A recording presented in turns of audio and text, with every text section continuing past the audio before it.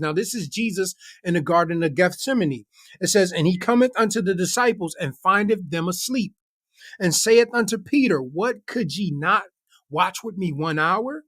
Watch and pray. Jesus says something very key to him. Watch and pray that ye enter not into temptation. Like, this is the time to be watching and praying. It's always the time to be watching and praying. And I shared in previous videos, when you look in the book of Peter, where he talked about being sober and being vigilant, is from this experience right here. And when you guys get a chance, go and check out some of those videos. But listen to what Jesus says to him again. Watch and pray that ye enter not into temptation.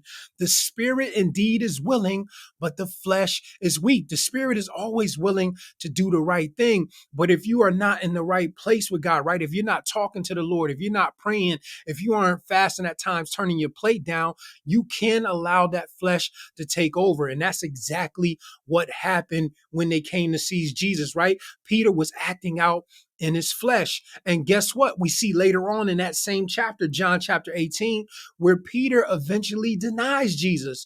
Why? Because he is not in the right place. He is not where he's supposed to be. But thank God the Lord knows all. The Lord knew that he was going to do that. The Lord spoke to him about it.